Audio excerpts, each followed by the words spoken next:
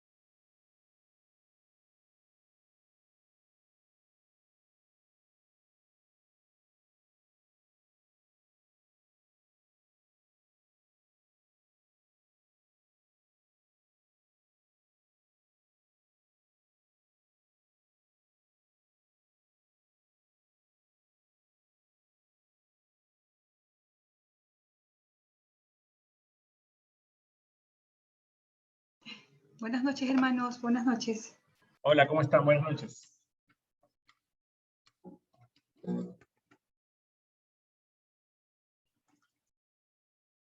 Creo que podemos comenzar ya en un minuto.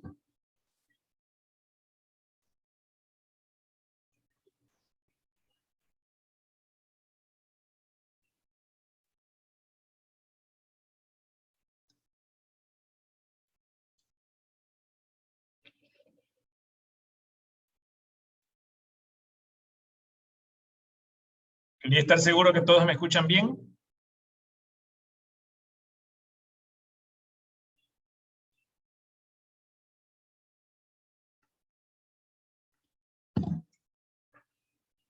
Quería estar seguro que todos me escuchan bien. Sí, yo sí lo escucho. Perfecto. Gracias.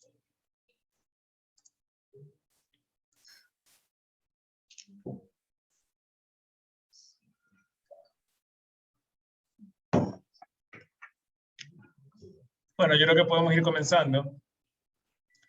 Le agradezco mucho por haberse conectado a este último taller de este ciclo que lo hemos querido dedicar con mucho cariño a la Eucaristía, la fuente y culmen de la vida cristiana. Hemos repasado todo un camino y creo que vamos a culminar con un tema muy interesante que son las bodas del Cordero, una mirada al Apocalipsis.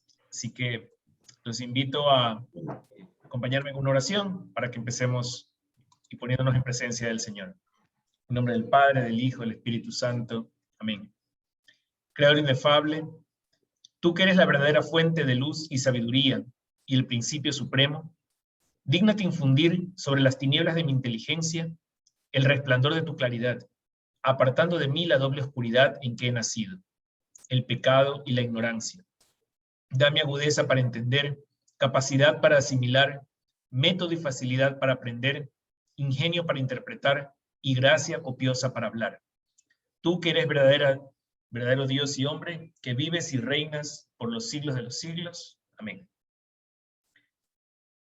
Bien, el camino ha sido un poquito largo.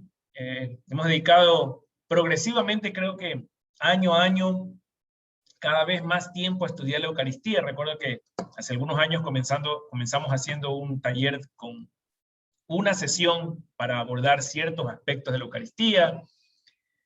Hasta hace un año, un poco antes de la pandemia, hicimos un taller parecido a este, pero solamente con tres sesiones. Y bueno, ahora lo hemos expandido a 6 sesiones, profundizando mucho más en varios temas e introduciendo algunos nuevos. Como por ejemplo el de la noche de hoy, lo tocábamos muy brevemente al final cuando hablábamos de la parucía. Queríamos ver un poco la intersección entre la liturgia y estas bodas del Cordero de las cuales nos habla el libro del Apocalipsis, después de haber recorrido las figuras del Antiguo Testamento, el significado del sacramento y lo que la Iglesia nos enseña sobre las gracias que recibimos del Espíritu Santo. Profundizamos mucho en la cultura judía y en la tradición de la cena pascual y cómo eso se refleja en la última cena instituida por Cristo, la Eucaristía. También vimos desde una mirada paulina cómo San Pablo en sus cartas centra mucho de sus enseñanzas en la unión con el cuerpo místico de Cristo en la Eucaristía. Y hasta la semana pasada recorrimos varios documentos del magisterio en que vimos toda la riqueza que hay en las enseñanzas de la Iglesia respecto a la cena del Señor, a este sacrificio pascual que celebramos en la Santa Misa. Y bueno, como estamos ya en la recta final, recordarles la asistencia, como siempre. Vamos a necesitar haber participado en 5 de los 6 talleres y en el examen que les voy a compartir al final de esta sesión, obtener un puntaje mínimo del 70% para acceder al certificado. Ya les voy a dar más indicaciones de eso cuando termine esta sesión. ¿Qué vamos a ver la noche de hoy? Bueno, vamos a empezar quizás con esta triangulación de la misa, que es de lo que hemos venido hablando durante 6 semanas. Una mirada hacia el fin de los tiempos. ¿Qué tiene que ver la misa con el fin de los tiempos y el libro de la Revelación, el Apocalipsis? Vamos a mirar o recordar qué es aquello que estudia la escatología, que es una ciencia de la teología, es un área específica de la teología. Y vamos a mirar el Apocalipsis con 2 visiones. Aquello que nos asusta, eso que quizás es el motivo de tantas películas de futuros distópicos y de fin del mundo, y vamos a hablar de aquello que realmente el Apocalipsis nos revela. Particularmente vamos a pasar por el concepto del Cordero de Dios y ese encuentro. Ahí me voy a asistir un poco en Cardenal Ratzinger, el Papa Benedicto XVI, sobre esa intersección entre la liturgia, ¿verdad? Y las celebraciones judías que no quedaron en el Antiguo Testamento como algo olvidado, sino que su riqueza renace en la liturgia católica, en ese sacrificio pascual que Cristo, como lo vimos en la tercera o cuarta sesión, la tercera, ciertamente la institución de la Eucaristía fue una cena pascual judía con todas las de ley. Y por supuesto vamos a terminar con la segunda venida de Cristo, el concepto del cielo y aquello que se nos revela como el premio para los justos. Ya comencemos con esta intersección, ¿no? Cuando hablamos de la misa y pensamos en la celebración litúrgica, esa ceremonia tan bonita a la que asistimos los domingos, algunas personas entre semana, pensamos en la comunión, pensamos en la paz, pensamos en los himnos, en los cánticos, en los salmos, y ciertamente salimos elevados, como no podría ser de otra manera, de nuestra participación en esta celebración eucarística. ¿Qué tiene que ver esa celebración con el final de los tiempos? Que a veces nos causa una cierta aprensión. Y esta revelación que recibimos en el libro del Apocalipsis. ¿Qué nos dice el catecismo en el numeral 2642? La revelación de lo que ha de suceder pronto, es decir, el Apocalipsis, está sostenida por los cánticos de la liturgia celestial. Cantan la alabanza de gloria de aquel que se sienta en el trono y del Cordero. En comunión con ellos, con esos que cantan, la iglesia terrestre canta también estos cánticos en la fe y en la prueba. La iglesia a través del catecismo nos recuerda que esa celebración eucarística, si bien, como vimos cuando hablamos de la tipología y hablamos de los sacramentos, ese sacramento que celebramos en la liturgia, no solamente que recuerda y renueva esos eventos del pasado, particularmente el Éxodo, la Pascua y la institución de Cristo en esa noche previa a su pasión, sino que además la hacen presentes y nos vuelven a nosotros partícipes de esa celebración, de esos eventos que no quedan en el pasado, sino que se hacen presentes y por tanto no somos un espectador que mira una película de tiempos anteriores, sino que somos un actor que participa, que es protagonista de esos eventos. Y así también, y eso lo vamos a ir develando más adelante, pero ya nos da la pista el catecismo, así también esa liturgia actual en la iglesia de hoy apunta a la liturgia celestial, esa que celebran los ángeles y los santos, a la que todos somos invitados. Por eso dice, en comunión con ellos, porque cuando yo entro en comunión con Cristo y su iglesia, no es solo la iglesia terrenal, sino la iglesia celestial, a la que todos somos invitados a formar parte. Y hay una característica, ¿verdad? Un puente, una puerta entre esa liturgia terrenal y la liturgia celestial. Empecemos leyendo el Apocalipsis, versículo 20 del capítulo 3. Yo estoy junto a la puerta y llamo. Si alguien oye mi voz y me abre, entraré en su casa y cenaremos juntos. Hay una puerta y está Cristo llamando a esa puerta. Y está llamando a todos, no a alguien en particular. De hecho, ¿quiénes son aquellos a quienes invita a la cena? A quien lo oye. El llamado de Cristo es para todos. Todos son llamados. Pero aquel que oye su voz y además le abre la puerta, permite que Dios entre en su corazón, habite con él y compartan este banquete. Más adelante, en el capítulo 4, en su primer versículo dice, había una puerta abierta en el cielo, y la voz que había escuchado antes, esa que estaba llamando, hablándome como una trompeta, me dijo, sube aquí y te mostraré las cosas que deben suceder enseguida. De nuevo, la invitación a participar de algo que merece ser anunciado con trompetas.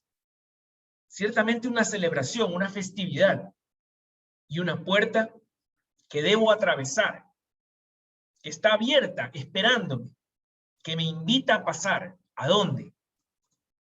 Regresemos otra vez, capítulo 3, versículo 8. Dice el Señor, sé lo que vales. He abierto ante ti una puerta que nadie podrá cerrar. Yo leo esto y pienso en las palabras de la iglesia, que el mal no podrá vencer. La promesa de Cristo de que permanecerá con nosotros hasta el final de los tiempos. Esa certeza de que no estamos solos. Y dice el Señor, pues por pocas que sean tus fuerzas, tú que eres débil, no temas, porque has guardado mi palabra y no has renegado de mí. Tú que me escuchaste a mi llamado y que me abriste la puerta, te invito a subir y pasar a este banquete que te ofrezco. Pero ¿cuál es esa puerta? ¿Dónde está esa puerta que nos abre y nos da paso a ese banquete celestial? Para eso es importante recordar lo que es la escatología y lo que estudia la escatología. Ya habíamos dicho que es una rama, un área de la teología cristiana que está integrada por lo que se llaman las creencias escatológicas o de las últimas cosas. Porque escatología viene del término griego escato, que significa lo último o las últimas cosas, ¿no? Y logía, de logos, que quiere decir el conocimiento o el estudio. Entonces, la escatología es el estudio de las últimas cosas, del escatón, del fin. Pero el fin no solamente en el sentido de final, sino en el sentido de finalidad. ¿Recuerdan cuando creo que en la sesión 2, decíamos que el viaje de la fe comienza en el Padre y regresa al Padre? Fuimos creados por Él y para Él. De hecho, el Señor nos dice en el libro del Apocalipsis, capítulo 1, versículo 17, yo soy el alfa y el omega, el primero y el último, el principio y el fin. De mí vienen y a mí regresan. El fin último de la humanidad es regresar al seno de Dios. Entonces la escatología, que de nuevo estudia el final de los tiempos, las últimas cosas, aquello a lo que la humanidad apunta, es el estudio de ese fin del ser humano, el fin de la vida, que es la unión con Dios. El hombre, en particular, tiene un camino trazado que podría tener 2 o 3 variaciones. En el momento de su muerte, inmediatamente somos juzgados por Cristo en este juicio particular del que nos hablan las Escrituras y nos habla la tradición, nos habla el magisterio. Y tenemos ahí quizás 1 o 2 o 3 caminos, digamos. Yo podría, si muero en amistad con Dios, pero imperfectamente purificado, tengo que ir al purgatorio para purgar esas penas pendientes y entonces pasar al cielo, aunque ya tengo la entrada, ya tengo el ticket. También puedo irme al infierno si es que muero rechazando a Dios, sin la gracia del Señor. Pero hay, digamos, una opción más, creo que está reservada para mártires, está reservada para algunos de los santos, quizás no todos, en que del juicio particular mueren no solo en amistad con Dios, pero perfectamente purificados. Quizás alguien que tenga la suerte de haber cumplido las indulgencias plenarias y justo entonces tenga una muerte súbita y muera en perfecta armonía, en gracia de Dios, pues entonces su camino irá directo al cielo sin el paso por el purgatorio. Yo ahí los invito a leer también el libro Apocalipsis, el versículo 17 al 18 del capítulo 1, o por ejemplo pueden leer la carta a los Hebreos, capítulo 1, particularmente desde el versículo 2, y lo que van a ver es que hay estas menciones hacia una mirada escatológica, una mirada hacia el final de los tiempos, no a lo terrenal, no a lo temporal, sino a lo celestial y lo eterno, que es un llamado para el hombre y para la humanidad. Mientras el hombre tiene estos caminos que conversamos ahora, la humanidad está esperando como pueblo la segunda venida de Cristo, la parusía, la venida del Mesías, la resurrección de los muertos, de la que nos habla también el Apocalipsis, de la que nos habla también la segunda carta a los tesalonicenses, el juicio universal que va a ratificar el juicio particular que cada uno de nosotros recibió. Primero nuestra alma, y ahora también nuestro cuerpo se va a unir al alma y recibir ese juicio que puede ser un castigo o un premio. Y en el fin del mundo, la promesa de nuevos cielos y nuevas tierras. Y a veces esto suena, por un lado, quizás tan distante en el tiempo, y por todas las alegorías del libro del Apocalipsis, a veces un poco fantasioso, que quizás es tan difícil distraernos con las cosas más concretas, las realidades que el mundo nos presenta. Entonces esto sobrenatural, distante, remoto, parece que fuera de otro mundo, casi que ficción. Y nos olvidamos con facilidad que fuimos creados para ese mundo, para ese destino celestial, no para el aquí y el ahora, sino para el allá.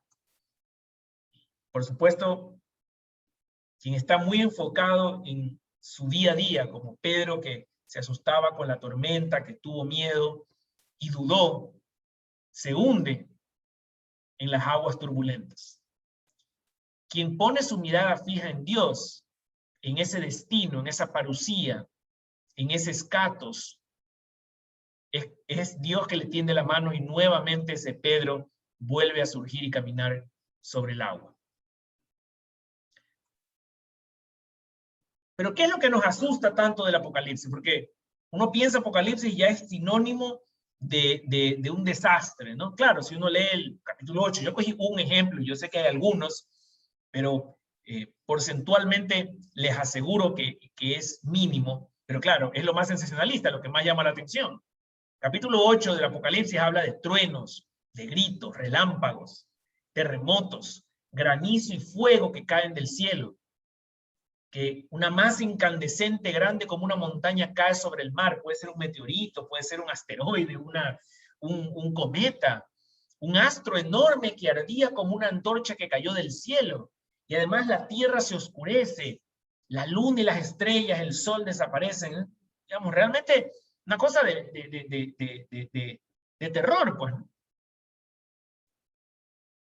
Y como muy pocos católicos se han dado el tiempo a leer por completo los 22 capítulos del libro del Apocalipsis, se quedan con aquello que sale en las películas de Hollywood, que es el sensacionalismo, ¿no? Apocalipsis es sinónimo de desastre, de fin del mundo, que se acaba el gozo que tenemos aquí. Como cuando los israelitas en el desierto empezaban a quejarse y a añorar todas las comodidades, las frutas, las carnes, todo lo que tenían de bondades en Egipto, y se olvidaban del pecado y las apostasías que cometían por vivir bajo el yugo de Egipto.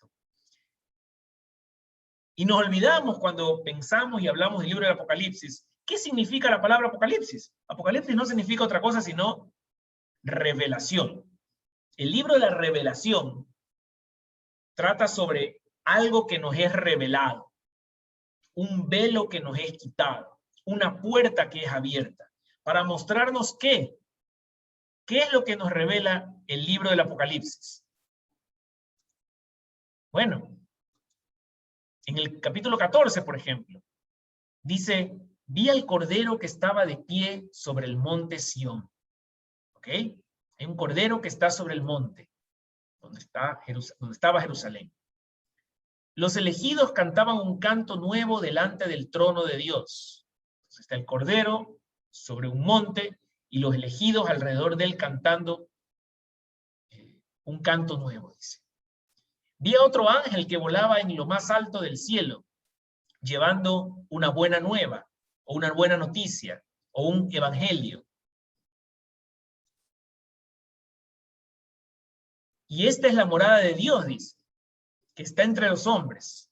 Él habitará con ellos, ellos serán su pueblo. Él mismo Dios estará con ellos. Y la ciudad, esa ciudad construida con estos elegidos que cantan a Dios, dice, no necesita la luz del sol ni de la luna, ya que la gloria de Dios la ilumina, y su lámpara es el Cordero. De estos pasajes, que en realidad son la minoría son estos desastres de granizo ardiente y de bolas de fuego, estos pasajes rara vez se comentan, rara vez se asocia el Apocalipsis con la visión de un trono ocupado por Dios en un monte donde los elegidos cantan, donde no hay tinieblas, donde la luz de Cristo ilumina todo y donde Él habita permanentemente con los elegidos. ¿Quién no querría eso? Si eso es exactamente lo que todo cristiano católico aspira. Habitar con Dios, gozar de su gracia eterna, de la felicidad que es completa, perfecta y verdadera. De eso es lo que realmente trata el libro de la Revelación, el libro del Apocalipsis. De esa posibilidad de subir al monte Sión y habitar con Dios y estar en su presencia y gozar su gozo, vivir su vida. Pero ¿dónde está esa visión del futuro en el monte Sión cuando estamos en el día a día? Yo pongo la imagen aquí de la misa, de hecho está ahí Monseñor Kramer, que ya nos dejó, entiendo que ya fue recibido en su nueva vicaría episcopal. Me pareció muy linda esta foto de la parroquia con la celebración eucarística, justamente el Señor ahí en alto en la consagración. Y me parece muy apropiado, porque esto que acabamos de leer en el libro del Apocalipsis, en el slide anterior, lo vamos a leer también, pero pensando en el contexto de esa foto que estamos mirando ahora. Serán sacerdotes de Dios y de su Mesías, y reinarán con él 1000 años. Capítulo 5. Vi debajo del altar las almas de los que habían sido inmolados a causa de la palabra de Dios. Capítulo 6. Y vi 7 candelabros de oro. Capítulo 1. Vino otro ángel que se ubicó junto al altar con un incenciario de oro. Capítulo 8. Y cuando tomó el libro, los 4 seres vivientes y los 24 ancianos se postraron ante el Cordero. Capítulo 5. Vamos a detenernos un momento para ver estos elementos que hay en el libro del Apocalipsis y que espero que a ustedes les empiece a recordar algo que es muy conocido. Sacerdotes, altar, candelabros, ángeles, incenciarios, libros, el Cordero. ¿A qué suena todo esto? ¿Dónde hemos visto sacerdotes, altares, candelabros, incenciarios, libros y el Cordero frente al cual todos se postran? Sigamos leyendo. Capítulo 4. Vi un trono colocado en el cielo y alguien sentado en el trono. ¿Quién más sino el Cordero? Cantan un cántico nuevo delante del trono, lo que vamos a leer hace un ratito, capítulo 14. Amén, alabanza, gloria y sabiduría, acción de gracias, es decir, Eucaristía, honor, poder y fuerza a nuestro Dios para siempre. Amén. Cantan en capítulo 7 del Apocalipsis. Santo, santo, santo, santo es el Señor Dios el Todopoderoso, el que era, es y ha de venir. Capítulo 4. Felices los que han sido invitados al banquete de bodas del Cordero. Capítulo 19. Entonces no solamente es un altar, sacerdotes, incenciario, candelabros, un libro y un cordero sentado en el trono, sino que hay un pueblo que canta un cántico nuevo, que le dice amén, que canta alabanzas y da gloria, que celebra una acción de gracia, es decir, una Eucaristía, que le dice santo, santo, santo, es decir, el Santísimo, y que se caracteriza como una comida, un banquete.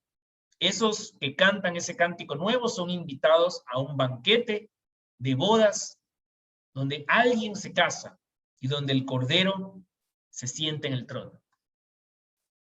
Si todo esto no nos recuerda a la misa, no sé qué puede ser entonces.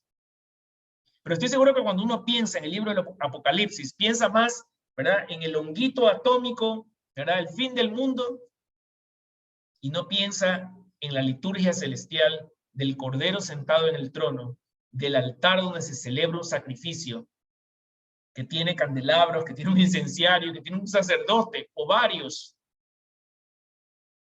y que los invitados, cantando un himno de alabanza y de gloria a Dios, se sientan a la mesa con ese Cordero.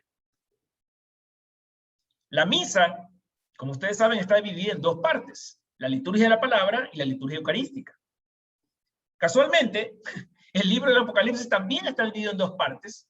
La primera, básicamente, tiene que ver con cómo el ángel, el Cordero de Dios, ¿verdad?, abre este libro y va rompiendo 7 sellos.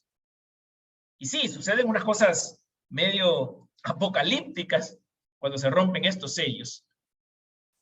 Pero ¿no es interesante que esa primera parte del Apocalipsis es justamente el Cordero abriendo un libro que lee frente a esta asamblea?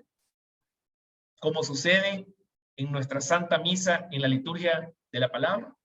Y luego en la segunda parte del libro del Apocalipsis sucede toda esta explicación de un banquete donde el Cordero primero se casa con alguien, ya vamos a ver con quién, y segundo, que él mismo se ofrece como la comida en ese banquete. Y en la liturgia eucarística, en nuestra Sagrada Misa, justamente celebramos el banquete pascual, el sacrificio de Cristo que se sienta a la mesa con nosotros. Es para nosotros una clarísima descripción de la misa. Y si ustedes piensan que, por ejemplo, los judíos del primer siglo celebraban las bodas durante una semana y el clímax de la fiesta era en el día séptimo, cuando la novia era develada, se le quitaba el velo y el matrimonio se consumaba, entonces empieza a tener sentido que el libro del Apocalipsis, o como les decía en griego, la revelación, tenga que ver con algo que se revela, una novia que se revela y se une y consuma su matrimonio con su esposo.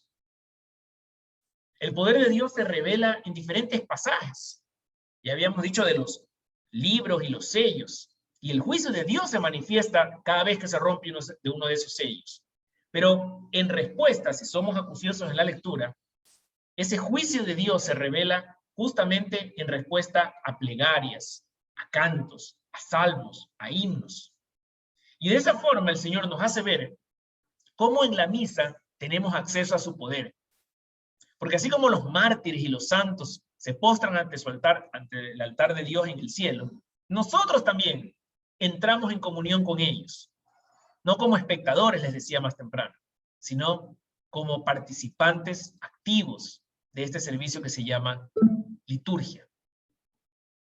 El poder de Dios se revela en la misa. Y a veces pasamos por alto lo maravillosa que es esa liturgia y el poder que tenemos cuando accedemos a la Eucaristía. Eucaristía que está centrada en un personaje llamado el Cordero, que San Juan, en el capítulo 1 de su Evangelio, hablaba en referencia a San Juan Bautista, que dijo, Juan vino a acercarse a Jesús y dijo, este es el Cordero de Dios, que quita el pecado del mundo. A él me refería cuando dije, después de mí viene un hombre que me precede porque existía antes que yo. Miren la paradoja, me precede porque existía antes que yo, pero viene después de mí. Mi primo, que nació 6 meses después de mí, resulta que me precede porque siempre existió. ¿Quién es el Cordero de Dios que quita el pecado del mundo? Ese que aparece al final de los tiempos en un banquete de bodas. Si ustedes recuerdan el libro del Génesis, y lo vimos cuando estudiamos la tipología, en el capítulo 22, Abraham sacrifica o intenta sacrificar a su hijo siendo obediente a Dios. El niño fue cargando su propio madero y la brasa para el sacrificio, y le preguntó antes de subir a la montaña: papá, tenemos la brasa, tenemos el madero, ¿dónde está el cordero?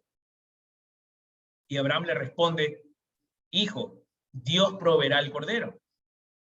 Pero leemos más adelante en ese capítulo 22 que el ángel detiene la mano de Abraham y le dice: no pongas tu mano sobre el muchacho ni le hagas daño. Ahora sé que temes a Dios porque no me has negado ni siquiera a tu hijo único. Y al levantar la vista, Abraham vio un carnero que tenía los cuernos enredados en una zarza, pues y obviamente termina sacrificando al carnero en vez de Isaac. Y es interesante porque esto ya lo estudiamos en la primera sesión. Si bien Abraham dijo que Dios proveerá el cordero, Dios no provee un cordero en ese momento, sino como leemos claramente en el Génesis 22, lo que provee es un carnero en sustitución del hijo. Y queda pendiente el cordero, ese cordero que habría de venir en la plenitud de los tiempos y que es el propio hijo de nuestro Señor. El reemplazo del hijo unigénito de Abraham, Isaac, es el hijo unigénito de Dios, Jesús, el verdadero cordero que quedó pendiente en el Génesis 22. El Señor le da a Abraham un carnero, pero él estaba esperando un cordero. Y hay que recordar que en la liturgia, en la misa, el sacerdote dice: bendito sea Señor Dios del universo por este pan, fruto de la tierra y del trabajo del hombre, que recibimos de tu generosidad y ahora te presentamos. Él será para nosotros pan de vida. Y yo les decía en la sesión pasada cuando revisamos el magisterio, todo es un don de Dios. Y lo dice el sacerdote en la misa. Te damos gracias por este pan y este vino que recibimos de tu generosidad. Tú nos das el pan que nosotros ofrecemos en el ofertorio y que tú luego, por acción del Espíritu Santo, conviertes en la carne y en la sangre de tu Hijo. Como también Abraham ofrece este carnero, que no lo consiguió él, Dios le dio el carnero para que Abraham le rinda culto ofreciendo el sacrificio. Y de la misma forma en el Apocalipsis, dice: después oí la voz de una multitud de ángeles que estaban alrededor del trono, de los seres vivientes, de los ancianos. Se contaba su número por miles y millones, y aclamaban: el cordero que ha sido inmolado es digno de recibir poder, riqueza, sabiduría, fuerza, honor, gloria y alabanza. Ese es el cordero de Dios que quedó pendiente y que finalmente en el libro del Apocalipsis se revela en la segunda venida de Cristo, glorioso en su trono, donde los ángeles y los santos se postran ante él. Y es ese banquete, es esa fiesta a la que somos todos invitados. Que la podemos experimentar superficialmente hoy y ahora, por supuesto. ¿A través de qué?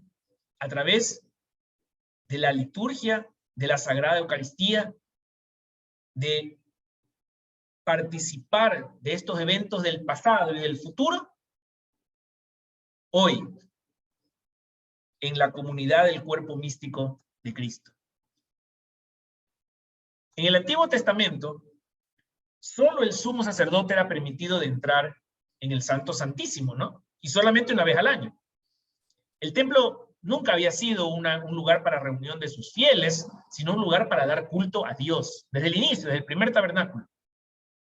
Pronto, este templo se convirtió ya en la era cristiana en lo que se conocía como el Domus Ecclesia, o la casa de la asamblea del pueblo de Dios, que se reúne ¿para qué? Para adorar, para dar culto a Dios. El término iglesia, hoy dado al edificio o a la institución, proviene del término eclesia o asamblea, que se reunía en esa casa para celebrar la gloria de Dios en ese culto llamado Eucaristía.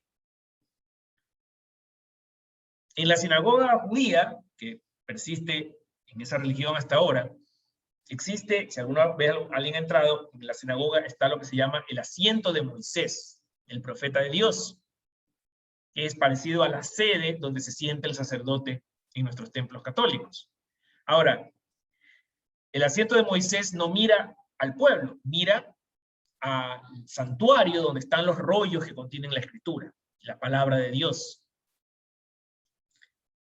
Interesante y curioso que las sinagogas están siempre construidas en orientación hacia el templo, miran hacia el templo desde el siglo I.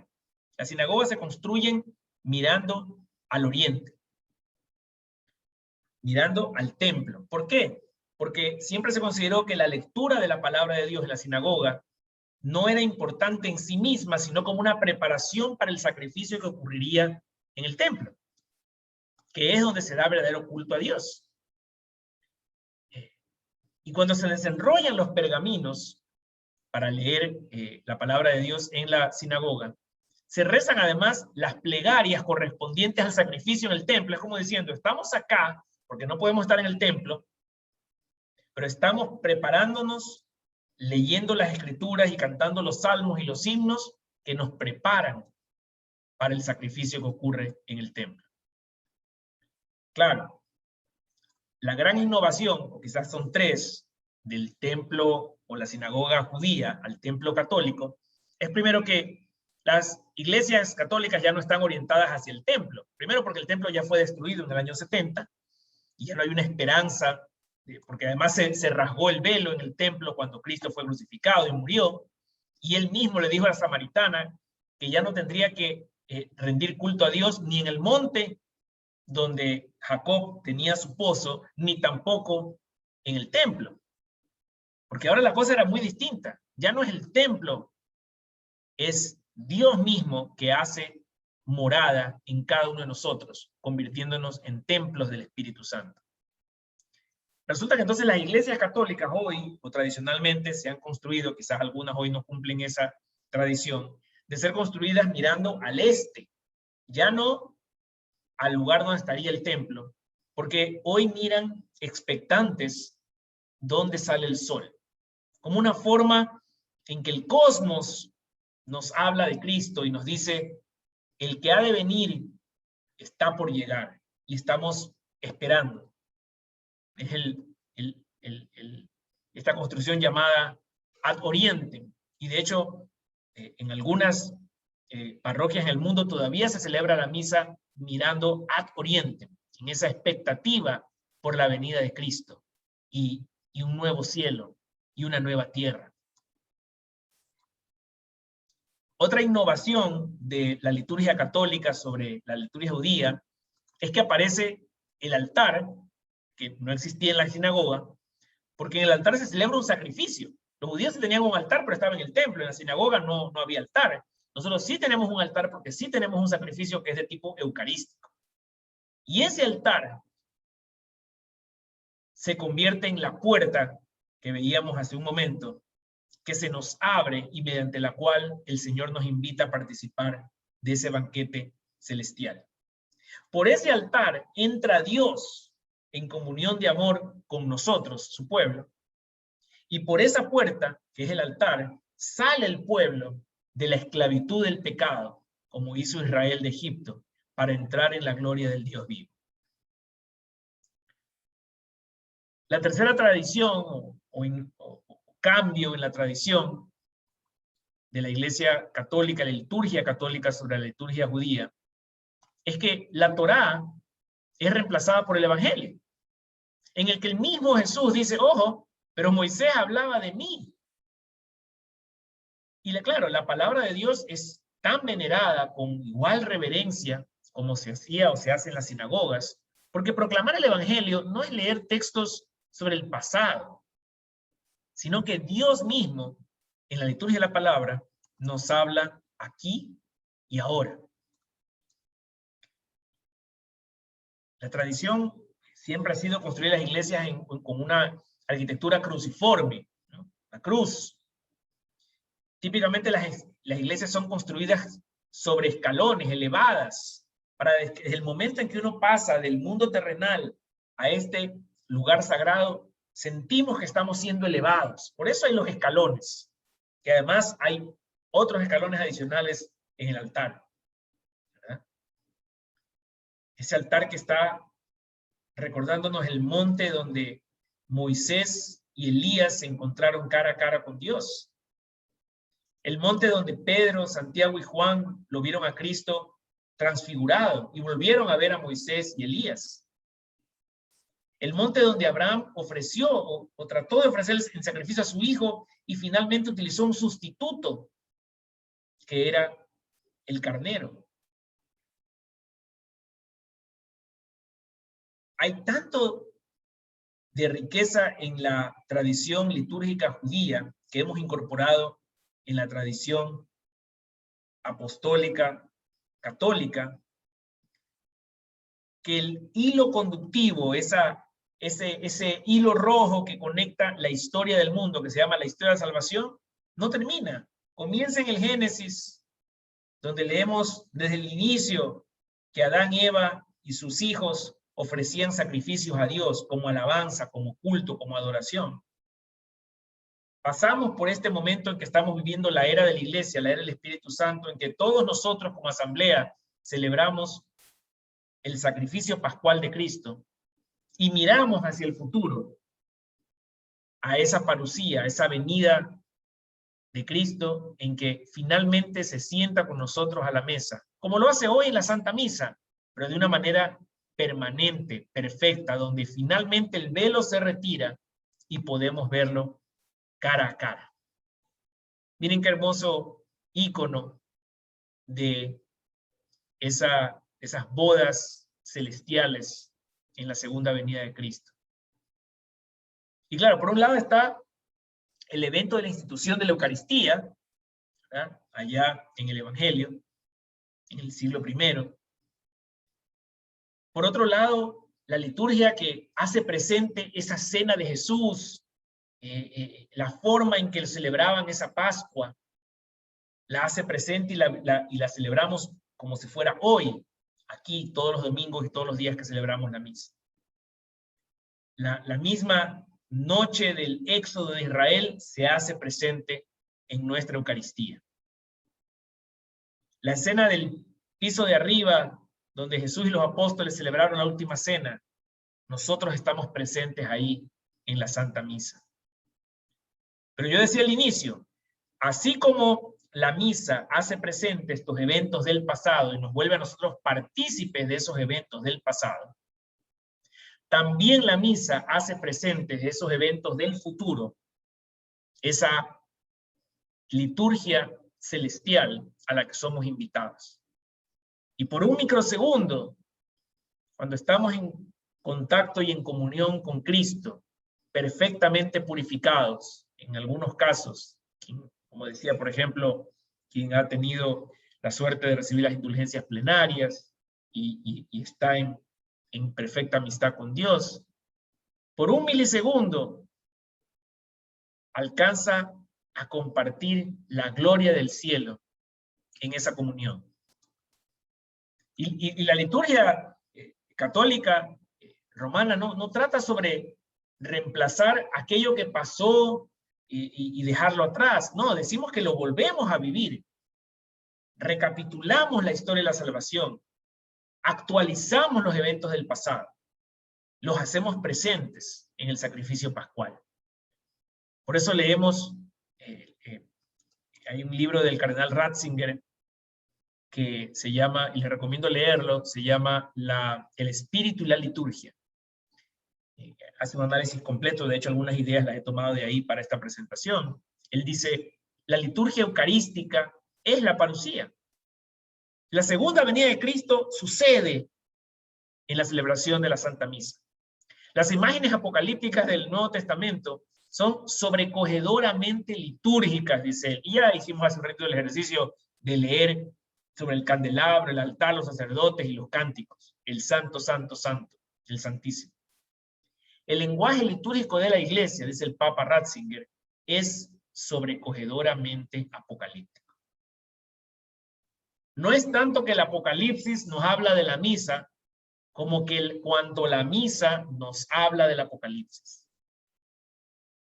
Ojalá cada vez que celebremos o este domingo que asistamos a misa, podamos detectar en todos estos elementos visuales, auditivos, en la Santa Misa, los elementos de la cena, de las bodas del Cordero, al final de los tiempos, a la que todos tenemos que aspirar. Pero yo tengo un amigo que a veces me dice, bueno, pero ¿qué exactamente es el cielo, no? Porque eso de estar en presencia de Dios 24 horas al día, 7 días a la semana, algunas personas pueden decir, bueno, no sé si eso es mejor que lo que estoy viviendo acá. Sí, claro, probablemente cuando los placeres del mundo no son cómodos, fáciles, accesibles, se nos puede hacer difícil a veces soñar con algo mejor que eso y pensar que la presencia de Dios es esa verdadera y eterna felicidad. ¿Qué nos dice el libro del Apocalipsis, capítulo 7?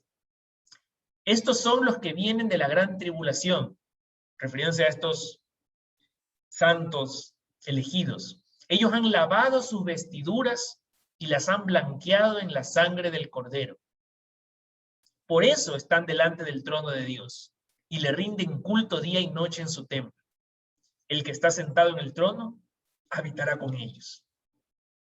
Miren qué esperanzador que es el Apocalipsis. Uno piensa en el Apocalipsis y piensa en muerte y destrucción.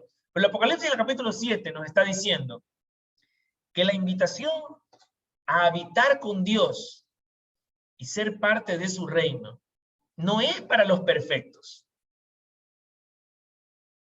Porque aquí habla de gente que vino de una gran tribulación, de un gran sufrimiento, y que lavaron sus vestiduras, o sea, vinieron sucios de esa tribulación, manchados por el pecado, manchados por las impurezas de la mente, del cuerpo, los vicios, los 7 pecados mortales, capitales. No eran seres que vivieron en santidad permanente en la tierra, no. Vinieron de la tribulación y vinieron con las vestiduras sucias, manchadas. Pero Cristo con su sangre blanquea las vestiduras de estos hombres tribulados, atribulados. Y nos da una enorme esperanza porque nosotros somos esos que tenemos las vestiduras manchadas. Nosotros somos esos que nos sentimos indignos. Pero el Señor en su misericordia infinita le abre la puerta a aquel que me oye y me la abre. La invitación es para todos y todos tenemos esa esperanza de que serán blanqueadas nuestras vestiduras y perdonados nuestros pecados. No porque lo merecemos, sino porque la misericordia de Dios nos abre esa puerta cuando la escuchamos.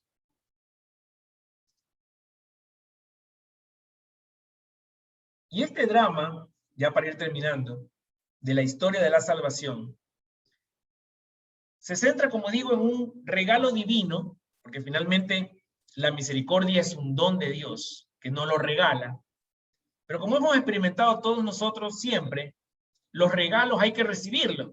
Yo no puedo obligar a alguien a recibir un regalo. Yo extiendo la mano entregándolo y la otra persona extiende la mano para recibirlo. Por eso decía el Apocalipsis, toco a la puerta y los que me oyen, a los que me oyen les abriré.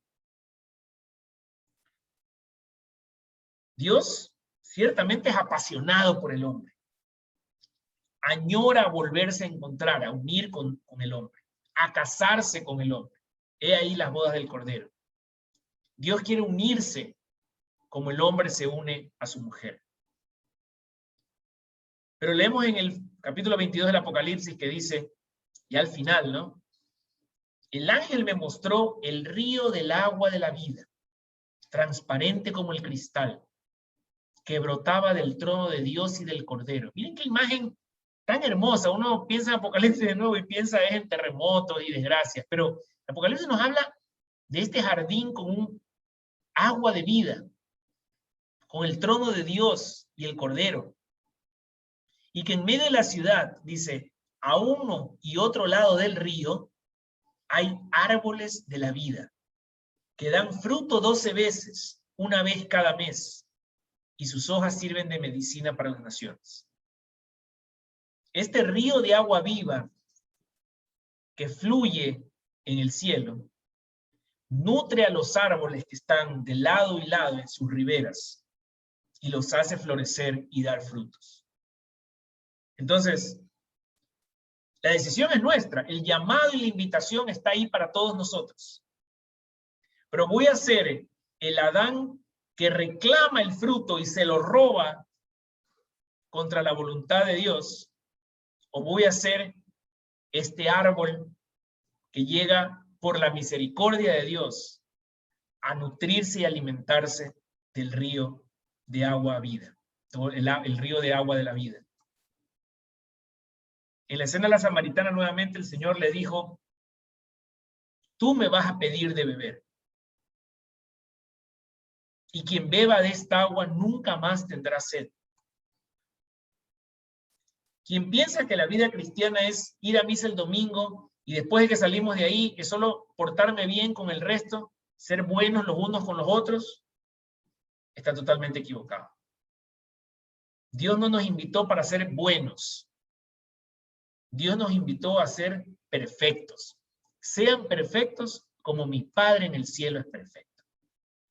Nos mandó a comer su cuerpo y beber su sangre para tener vida en nosotros.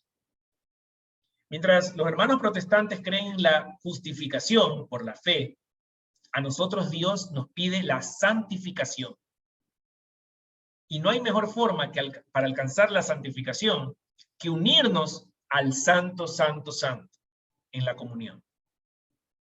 Por eso la liturgia católica no es una decoración, un adorno de nuestra vida y es bonito y me he visto lindo y digo que voy a misa.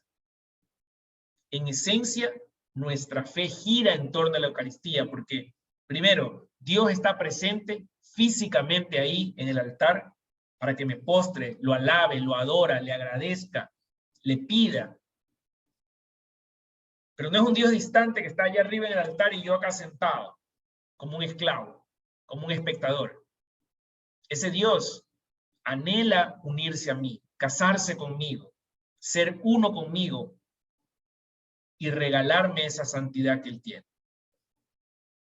Ese es el don divino que nos espera cada día en la liturgia, en que digo, ojalá cuando estemos sentados este domingo o la próxima vez que vayan a misa, empecemos a ver en el candelabro, en el sacerdote, en el libro, en el cordero, en los cirios, la presencia de esa liturgia celestial de la cual nos habla el Apocalipsis y que no está centrada en otra cosa, sino en el cuerpo y la sangre de Cristo.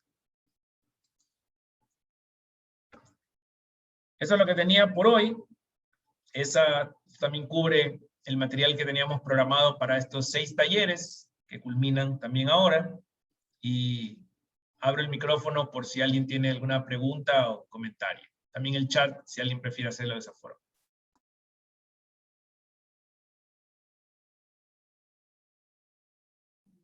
Buenas noches, Pablo.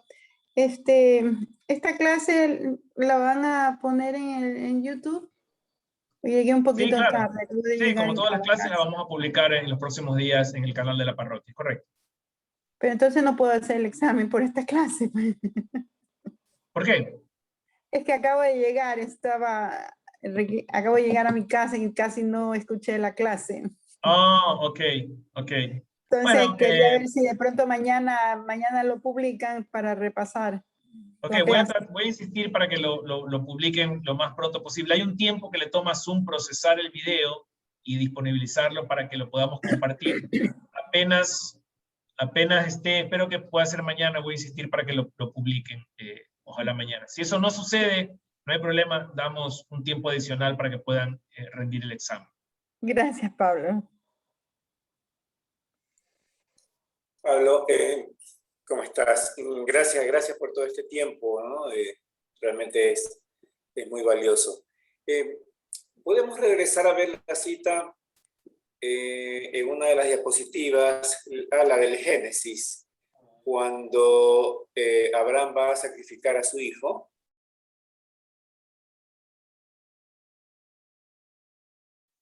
Ya, es interesante en el Apocalipsis, en alguno de los versículos se puede reconocer en la figura del ángel la figura de Jesús, ¿no? Y aquí lo que estoy viendo, que me parece muy interesante, es que el ángel no habla como enviado, sino que habla en primera persona como Dios. Sí, correcto, sí. ¿No? El ángel dijo, pero en el desarrollo del texto dice, ahora sé que temes a Dios porque no me has negado, o sea, no me has negado a mí, ni siquiera a tu único hijo. Me parece súper interesante, ¿no? Sí, excelente detalle, sí. Y sucede en varios pasajes de la Biblia en que la figura del ángel se mezcla con la figura de la divinidad, ¿no? En algunos casos es un mensajero, en otros casos es Dios mismo, ¿no? Quizás el ejemplo más clásico es el ángel del Señor que pasa la noche de la Pascua en el éxodo, el primer éxodo israelita, ¿no? Y es el ángel de Dios, que obviamente es el que tiene el poder de tomar la vida, ¿no? O de, en este caso, en los casos de los israelitas que manchaban su puerta con sangre, de perdonársela. Sí, correcto, sí, pero igual también en algunos pasajes del Apocalipsis también el ángel se presenta como Jesús, digamos, se sobreentiende, ¿no? Correcto, y hay sí. Otra cita interesante también, la de los sacerdotes, el pueblo de sacerdotes. No tomé nota de esa cita, no la apunté, pero por ahí la tienes.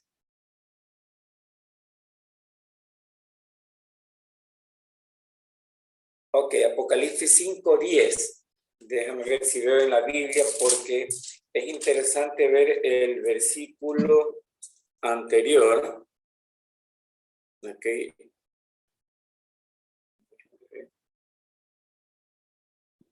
Ya.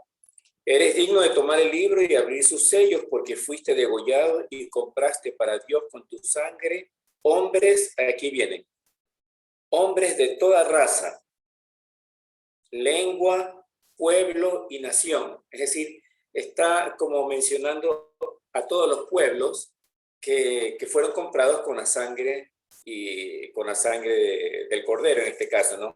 Y has hecho de ellos para nuestro Dios un reino de sacerdotes sobre la tierra. No es atrevido pensar en cierta forma de que todos ese pueblo redimido por Dios con la sangre del Cordero, ¿no? Que fueron escogidos por Él para ser sacerdotes, todos los redimidos serán sacerdotes. Claro, es que regresamos al inicio. En primer lugar, la invitación a formar parte del pueblo de Dios es para todas las naciones, y esa invitación viene de la época de Abraham, pues, ¿no? Porque cuando le promete a él multiplicar su descendencia y bendecir a todas las naciones, como cuando también lo hizo con Noé, la promesa de bendición a todas las naciones, más allá del pueblo israelita, es desde la época del Génesis, ¿verdad? Entonces regresamos a eso en el Apocalipsis. Y por otro lado, desde la conformación de las 12 tribus de Israel, ¿verdad? Previo a la gran apostasía, ¿quiénes eran sacerdotes? Todos. Las 12 tribus tenían el oficio sacerdotal. Todos los varones de todas las familias de las 12 tribus tenían el oficio. ¿Cuándo se restringe solamente a los levitas? Cuando resulta que los levitas son los que rechazan la adoración del cordero del becerro de oro, ¿verdad? En el libro del Éxodo. Y entonces el Señor restringe el oficio sacerdotal a la familia de Leví, a los levitas, y le quita ese oficio a las otras tribus, inclusive a la de Judá. Cuando se restituyen las 12 tribus, recordemos además que esos 24 ancianos que menciona por ahí, creo que es la última cita del capítulo 5, justamente son los ancianos que representan a las 12 tribus de Israel y a los 12 apóstoles. Cuando el Señor no solamente recapitula la historia de la salvación, pero reconstituye a su pueblo al reconformar las 12 tribus y nuevamente les devuelve el oficio sacerdotal a todos los hombres. Otra pregunta más, perdón, sí, igual si alguien tiene, por favor. En la antigua alianza ya la conocemos muy bien, ¿no? Se hacía el sacrificio, se renovaba, se hacía el sacrificio cada tiempo, ¿verdad? Con un cordero, con un animal, ¿no? Después, y ese sacrificio se lo hizo de forma permanente hasta la venida de Jesús, ¿verdad? Con la venida de Jesús, ese fue el sacrificio definitivo y para siempre. Sin embargo, Jesús nos mandó a que lo hagamos en conmemoración de Él también, hasta su venida. O sea, seguimos haciendo el sacrificio, ¿no? Obviamente es diferente ahora que en el Antiguo Testamento. Ahora, cuando hablamos de la cena celestial y todos sacerdotes, en ese entonces, ya después de la parucía, obviamente, habrá la cena para siempre, ¿no? De Jesús con su novia, con la iglesia. Y en ese entonces ya no habrá más sacrificio, digo yo. O sea, esa cena tendrá otra característica. Claro, ya es una cena, y por eso el Apocalipsis hace la equivalencia con la cena, con la boda, ¿verdad? Y yo mencionaba pues que la festividad judía tradicional, ¿verdad? La cena del séptimo día es la cumbre de la celebración que dura una semana entera, ¿no? Es una festividad, no es un sacrificio de culto, porque el culto ya es perfecto porque estamos todos en comunión, en presencia de Dios, ¿verdad? Ya no hace falta el sacrificio, estamos todos ahí justificados por la sangre del Cordero. Y lo que estamos es sentados a la mesa, cara a cara con Dios. Entonces estamos viviendo más bien es la celebración, ¿verdad? Correspondiente a esa cena. Porque en 14:13 dice, cantan un cántico nuevo delante del trono, y todo es alabanza. En Apocalipsis 7 también dice, amén, alabanza, gloria a Dios. Entonces es la celebración de la boda. Es 100% celebratoria. Si uno lee de nuevo el Apocalipsis, tiene pasajes que son oscuros y tétricos, pero son la minoría. O sea, el demonio que se escapa de su encierro 1000 años y hace de las suyas, ocurre en un par de versículos. La parte donde se rompen los sellos y hay todo este tipo de plagas y digamos, de eventos catastróficos, es una parte de un capítulo. La enorme mayoría del Apocalipsis está dedicado a celebrar la vida de gracia de Dios y la oportunidad de celebrar nosotros esa vida de gracia siendo partícipes de esa cena, ¿no? Correcto. Y el Señor, mire que no se habla en ciudad de Pascua, ¿no? Y el Señor no pasa, el Señor se queda, habita entre nosotros. Correcto, gracias. ¿Alguien más, alguna pregunta, comentario?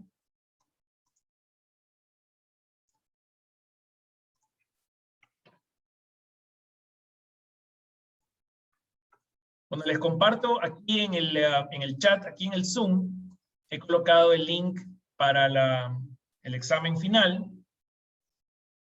Son 10 preguntas, espero que no muy complicadas, son de opción múltiple, no hay que pensar mucho. Pienso que no les deba tomar más de media hora poder contestar las 10 preguntas. Pueden hacerlo esta noche, si están cansados háganlo mañana. Me comprometo a ver que si no se puede publicar la clase hasta el mediodía de mañana. Para quien llegó tarde, pues damos un día más, no hay ningún problema para que den el examen. Lo importante del examen no es pasar o darlo, lo importante es aprender. De todas maneras, el examen es una herramienta más de aprendizaje, porque ustedes van a ver que inmediatamente que lo terminen, van a poder acceder a las respuestas correctas, van a saber su puntuación, van a saber cuál era la respuesta correcta y por qué, y las que son incorrectas también hay un por qué. Entonces va a haber, creo que hay bastante riqueza, mal que lo diga yo mismo, pero digo, hay mucha información en ese examen, así que no se angustien, tómenlo con calma, y nuevamente les agradezco por haber participado de estos talleres. Yo me despido con mucha gratitud y con mucha humildad, y espero que, les decía a los que están en el chat de los cursos de teología, vamos a hacer una pausa ya por este año, y vamos a venir con algún planteamiento nuevo, Dios mediante, y con la aprobación de Padre Jaime, con alguna idea nueva para estos talleres y estos temas teológicos en el año 2022. Así que muchísimas gracias y tengan pues una feliz noche. No se olviden también poner ahí en la asistencia, en el chat, para yo recordar quienes participaron. Copien la dirección del examen y que tengan una feliz noche. Pablo, Terminamos. una Sí, cosita. adelante. Yo creo que si se lo haría solo presencial, yo creo que podría asistir más personas, porque es a veces como la opción, las dos opciones, como que nos podemos estar siendo un poquito perezosos. Pero Puede si se ser. hace solo la opción presencial, yo creo que podría ser mejor. Puede ser, Jenny.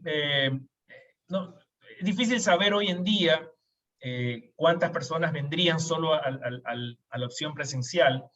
Y también la realidad es que hay muchas personas que no se arriesgan a salir de la casa o estar en contacto con otras personas en lugares cerrados.